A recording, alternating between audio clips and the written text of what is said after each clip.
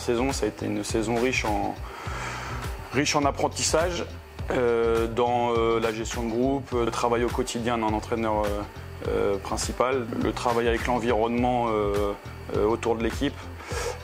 Donc très riche en apprentissage, très riche en émotions aussi parce qu'on a réussi à remplir le COS par moments, vivre des moments très intenses avec des super matchs et puis des moments plus difficiles où on devait peut-être imposer notre jeu et qu'on n'a pas réussi à le faire sur plusieurs séquences de la saison. On est tous conscients que malgré tout, on n'est pas au final là où on aurait pu au mieux être.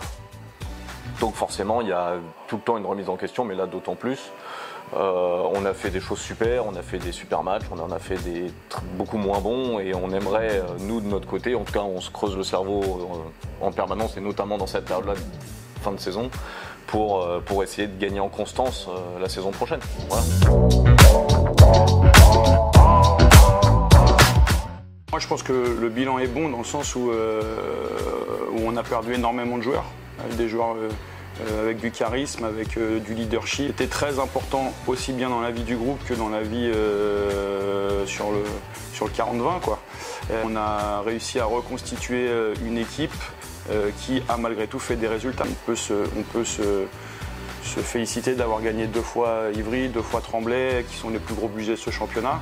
Par contre, on peut aussi se poser des questions sur des défaites contre des équipes soi-disant moins fortes, où on doit, comme je le disais tout à l'heure, imposer notre jeu et où peut-être qu'on n'a pas encore réussi à trouver les maillons dans ce groupe et dans ce système pour qu'on soit plus stable.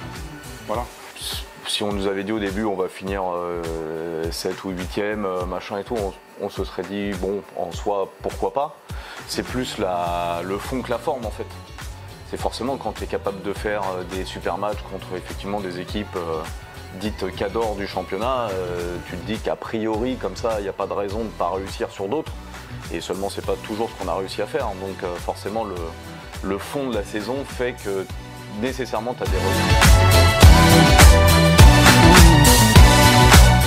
On a fait les bilans, on a tiré des bilans de la saison, que ce soit entre nous staff, entre nos groupes joueurs-staff.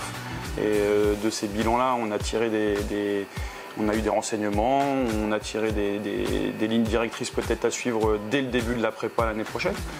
Après, il va falloir intégrer les nouveaux qui arrivent. Après, il va falloir que tout le monde ait des objectifs communs dans le groupe. Et puis, une fois qu'on aura fixé tout ça tous ensemble, le cadre, les règles, les objectifs communs, où on va, et si nous on arrive à bien pointer la direction, on ira là où on peut aller. Maintenant, moi je ne me mets pas plus de pression que ça sur le résultat final de l'année prochaine. L'important c'est que le groupe progresse et que nos jeunes joueurs progressent aussi. Et c'est ce qu'on va essayer de continuer à mettre en avant.